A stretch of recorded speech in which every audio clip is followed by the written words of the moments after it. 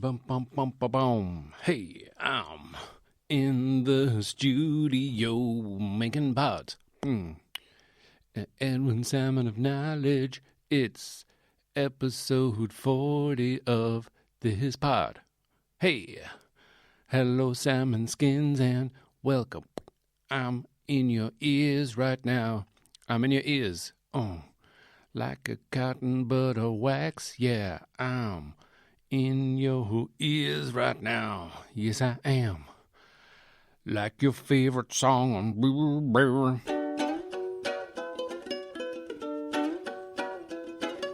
Salmon of knowledge, just a salmon of knowledge, just a salmon of knowledge, just a salmon of knowledge, salmon of knowledge, salmon of knowledge podcast. Hey, salmon skins, welcome to episode 40 of the podcast. Life begins at 40. But podcasts barely begin at 40 because, look, I don't know how many podcasts some of the big guys have done. Thousands, probably. Millions, probably not. Thousands, though. We are at 40 episodes. I got there kind of quicker than other podcasts because for a while I was doing a podcast every 2 days. In the office, in the apartment, with the noise of the liberties outside. Because I'm living in the liberties. Dublin 8. Intercity Dublin.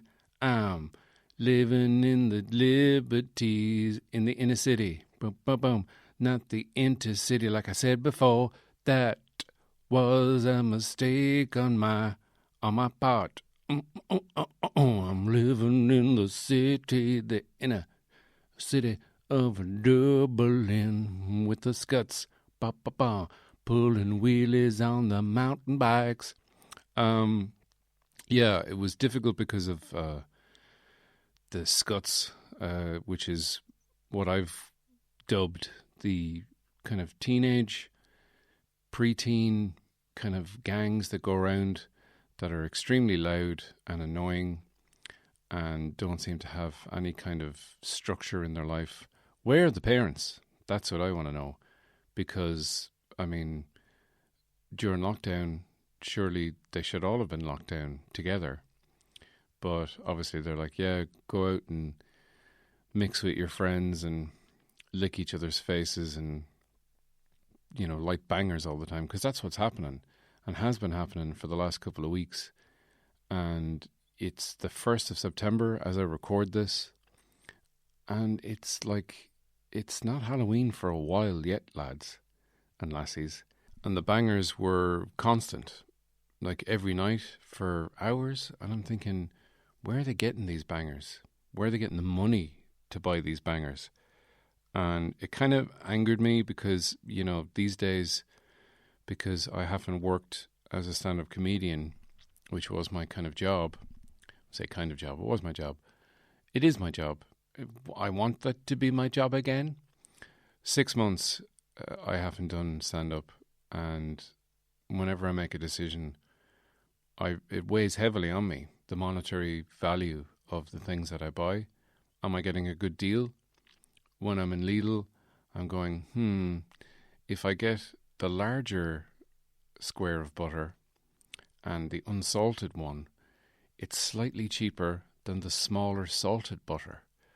And I never thought I'd have to decide about butter, but I think, it makes me appreciate the value of it. Because if someone was saying, hey, do you want to buy some bangers? Fireworks, by the way, some people might be thinking, sausages? Why are sausages so loud in the Liberties in Dublin? Well, they're not. I'm talking about fireworks, and there's those fireworks where you light them and they make a noise. They go boo. Well, it's more like a kind of a screaming noise,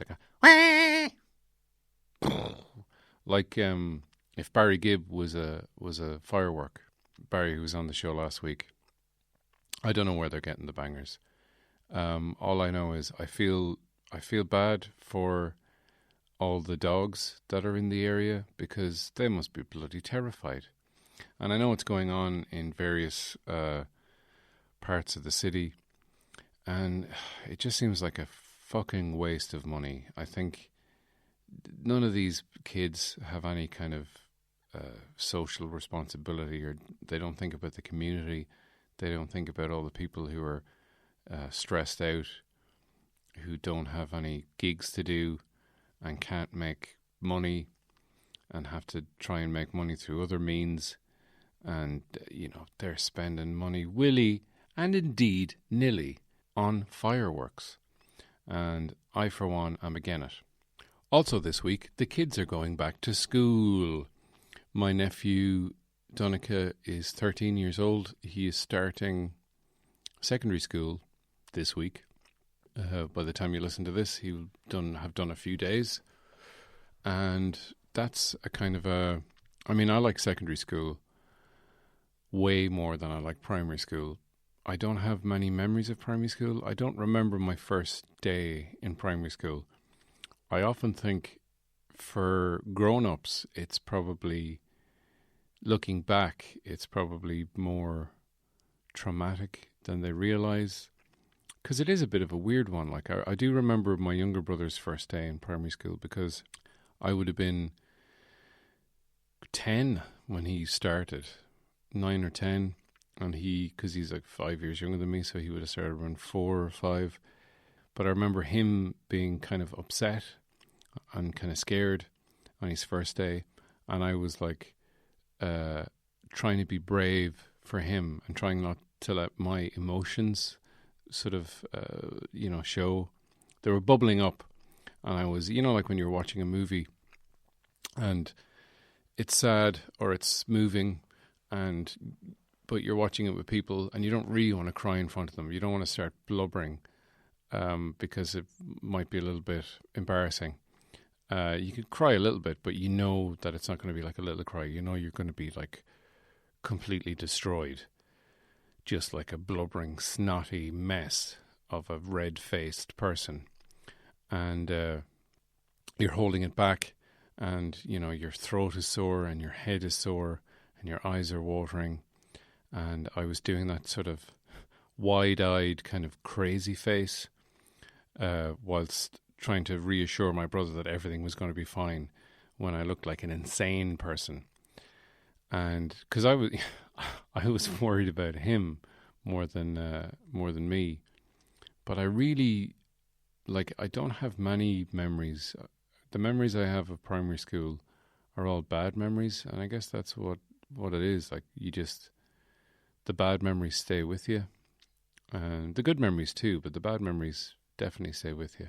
Secondary school was better because, obviously I was a little bit older, and it was a mixed school, so you had that sort of female energy going on, whereas in a boys' school, it's very much boys, boys, boys, and then lads, lads, lads, as the balls start to drop and puberty starts to kick in and girls start to be, courted, and how the lads used to court the girls when we were in 6th class and we're all like 12, 13.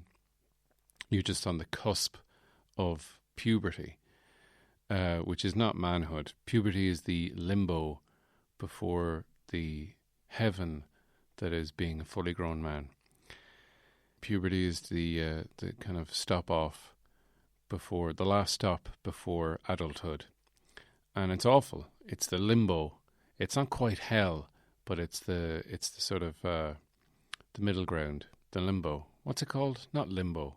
What's the thing called? There's heaven, there's hell, purgatory. That's it. It's the purgatory. The purgatory before the heaven that is adulthood. Because being an adult is great and you don't have any problems.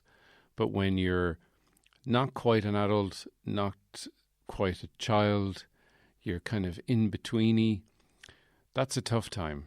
And teenager, which was a word coined in the 50s, I think like the late 50s, 58, 59, there was never a word for a teenager before, because you were a child and then you were a man.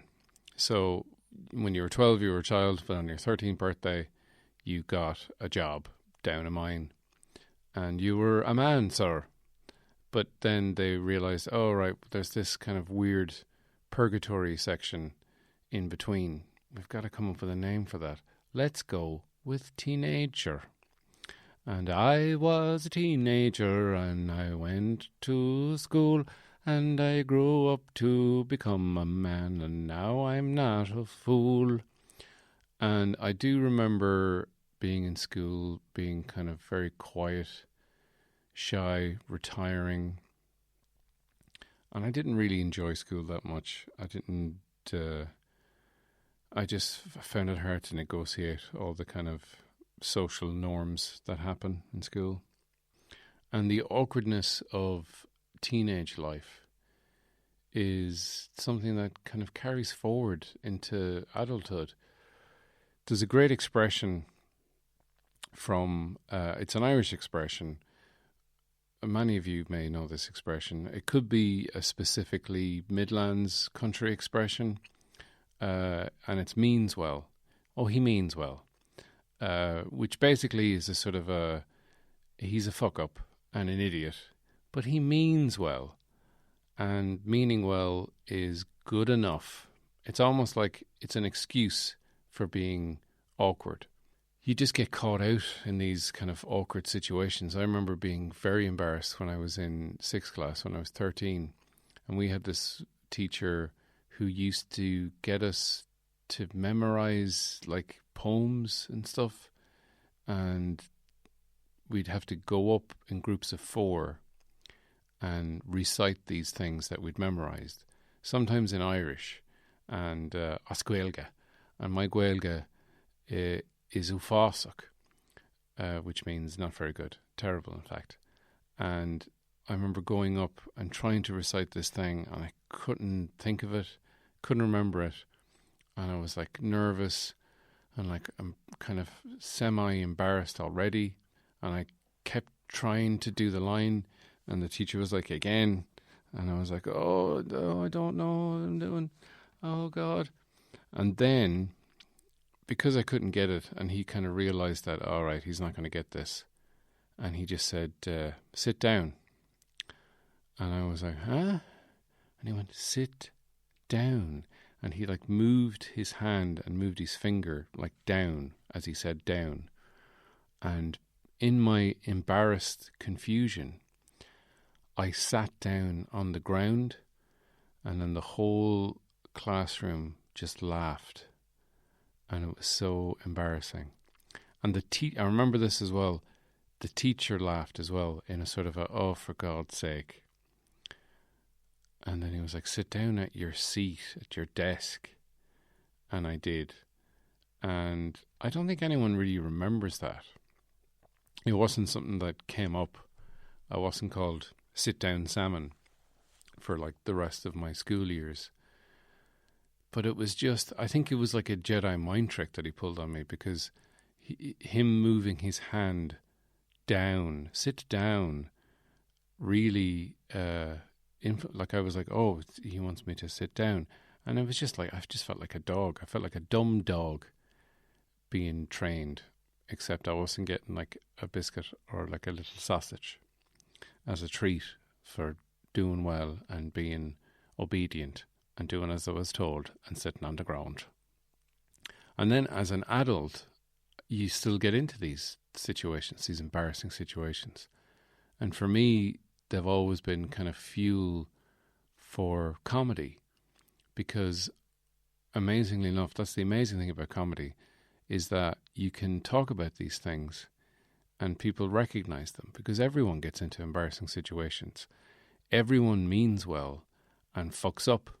And it's just a common occurrence. And sharing it kind of relieves whatever it is that the guilt or you know, that you have to be cool and perfect and everything goes right for you, because that's not how life works, buddy. I remember being on the street of Dublin, walking along. This was in the before times, before the world began to crash and burn. And I was walking along and I seen a girl with a bicycle trying to get into her apartment door. And she, kind of had the door open with one foot and was holding the bike. And it was a very narrow door that she was trying to squeeze the bike in. And I looked over there and I was like, oh, she's having fierce trouble there with the bike door interface. I'll go and help this girl. And I remember walking over to help her and thinking, oh, I'm a nice man helping a woman get her. I'll just grab the door and say, I'll hold that for you there. That was my plan in my brain. And by the time I got there, which was seconds, it must have been about 4 to 5 seconds just walking over. And by the time it happened, she'd gotten the bike in and then was turning around. She'd gotten the bike in, put it against the wall, and was turning around to close the door and just saw me, a hairy, bearded man, walking towards her. And I just stopped, stood there and looked at her. And she didn't know what the hell I was doing. I mean, luckily she didn't scream or mace me because, men are scum, and she would have been well within her rights to do that because I was a strange man. And I didn't know what to say. So I just kind of looked at her and sort of nodded my head and went, fair play, you got that in, well done, goodbye. And just walked off. And that was embarrassing. So, guys, it is Van Morrison's birthday. And we've got a special treat because I don't know if some people may realise who Brendan Blowhard is, but Brendan Blowhard is a friend of the podcast, a little bit of a loose cannon. He's a wild man. He's like Frank Sinatra, but without the talent, money, or fame. And he has been singing songs in his own particular style. And in honour of Van Morrison's birthday, he's in the studio here. And Brendan, you have a special treat for the listeners. Oh yeah, thanks very much for having me back. Yeah, I've got a very special treat. Of course, Van Morrison is 75 and still alive. So it's a great birthday. Any birthday that rhymes with something positive is a great birthday in as far as I'm concerned. So, I'm 43. So how would you... 43, yeah? Yeah, how would you... is that good? Let me see. 43. Let me see. No, that's not good. 43. How do you be? No, wait. 43. Living the dream.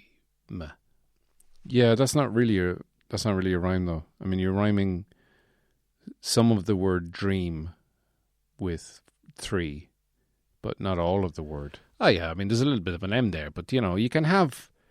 Look, Ed, you can have rhymes within rhymes, or you can have a bit of a word rhyming with most of another word. I mean, that's how Bob Dylan did it. Is it? Not really, but, it works. I don't think it does work. I think you're just kind of making stuff up as you go along. Look, all I'm saying is, I'm the artist here. I'm the singer. You are the listener. I'm the what? The listener. Yeah, listener. The person who listens.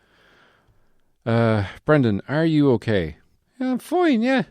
Why do you ask? You seem a little bit kind of out of sorts, slightly. Oh, do I now? Well, I'll have you know, I'm doing well. I've shacked up with a new lady. Oh, you've a girlfriend now? Well, I mean, I'm making inroads into that. So she's not your girlfriend? No, she's not. She's not my girlfriend. She is a lady who I am shacked up with. Are you talking about a landlady? No, I've met a lady who owns a mansion. And she wants someone to facilitate the mansion. She wants someone to take care of the mansion, if you will. I don't know what you call that, per se. A caretaker. Yeah, that's it. That's good, actually. I'll actually say that to her. Can I get the little name badge that says caretaker on it? Is that 2 words or 1 word? It's all 1 word, Brendan. Yeah, so I'm doing that. She lets me live in the shed. She lets you live in the shed? Yeah. It's It's a nice old deal. But I thought you said she had a mansion. She does have a mansion. But unfortunately, it's one of those ones where, it's like, it's open to the public, but it's got a lot of velvet ropes around. So you can't, it's like it's a listed use. It's listed as one of the top mansions in Europe. So there's rooms in the mansion but they're all right. So it's like an old stately home. It's like a protected building or something. Oh yeah, I walk around at night with a big sharp stick, and if I hear anyone in the bushes, I go, "Get away! I've got the big sharp stick. I'm guarding the mansion here." Why, people are trying to get into the mansion? Oh, all the time. I mean, it's such a big, warm place. You're trying to get... I'd love to sleep in there, but to be fair, the shack is nice. It's got a lot of hay in it. Hay? Yeah. Look, it's fine. Hey, if it's good enough for the baby Jesus, it's good enough for Brendan Blowhard. So you're happy enough, yeah? Ed, do you know what? I haven't been this happy in years. Really? Yeah. I have never really been happy, but I can kind of guess at what happiness is, and this is probably as close to happiness as I'm going to get. So I'll take what I can get, and I'm happy with what I have. Right, well, that's an interesting interpretation.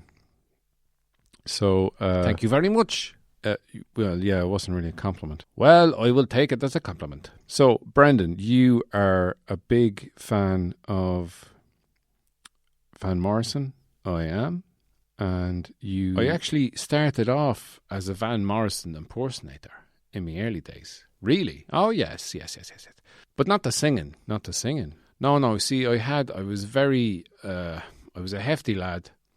And I could do his voice. He's got that weird hybrid accent. Yeah, he's got that Northern Ireland, but he's been living in America so long, it's that weird mix of Northy American. Yeah, he sounds like some lad who went on holidays to America for 2 weeks and comes back talking like a Yank. Exactly, yeah. Yeah, that's what I used to do. I used to go around to parties and be Van Morrison. All right, so people would hire you just to kind of hang out at their parties. Well, you'd go to the party. You go to the party and you just hang out. And if you're playing Van Morrison, it's easy because he's a notoriously grumpy man. Yeah, I've heard that he doesn't suffer fools gladly. He doesn't suffer fools gladly. He doesn't suffer fools sadly. He just doesn't suffer fools. And I'd be there dressed up. I have the hat on, the pork pie hat, the glasses on, and I just stand in the corner scowling. And if anyone came up to me and say, I'd go in his voice, "Get away from there now!" And people would go, "Jesus, Van Morrison's grumpy, isn't he?" But they'd be happy. They'd be like, because you get that thing where you can say, "Oh, Jesus, I was at the party there the other night. You'll never guess who was there." And they go, "Who?" And you go, "Van Morrison." And they go, "Jesus, Van Morrison, Van the man. What was he like? Was he grumpy?" And they go, "Oh, yeah." And they go, "Jesus, yeah, I've heard that. Because you can't be going around being a happy Van. Because people won't believe it. People won't believe it because Van Morrison has never been happy. Look, I don't know the man. All I know is I was never a happy Van. If I was a happy Van, I think people would have complained. So, did you ever sing as Van Morrison? Did I ever sing as Van Morrison? He asked me. Yeah, that's what I'm asking you. Well, I didn't. Well, you either did or you didn't. Then I did. And are you going to sing for us now? Oh, yes. What are you going to sing? Look, Ed, it's a classic. Everyone loves it. It's Brown Eyed Girl. Lovely, lovely stuff. Okay, Brendan, thanks very much for coming in. And take it away with Brown Eyed Girl.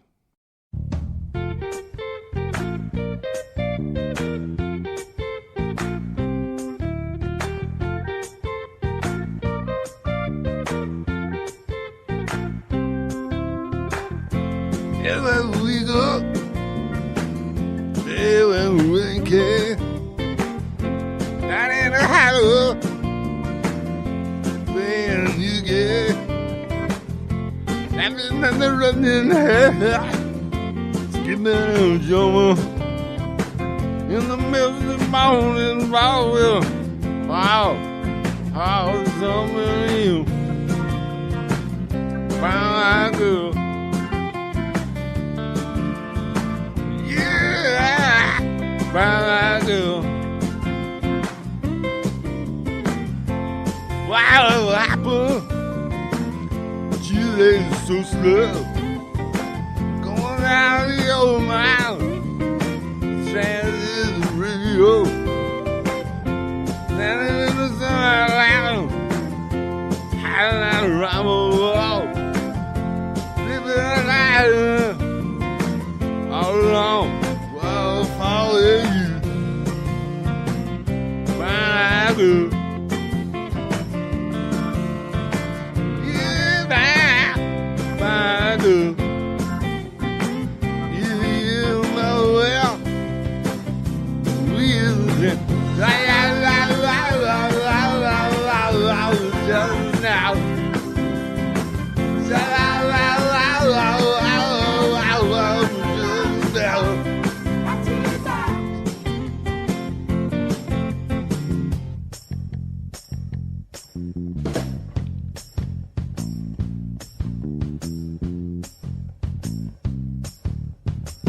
So I'll find my way. Now that I'm on my own. Saw you the other day. My, you have gone. Get my memory back. Sometimes I'm gonna go. Think about 11 and another head. But I'm still with you. Brown girl. Yeah, my brown girl. Yeah, my well. We say la la la la la la la la la now. La la la la la la la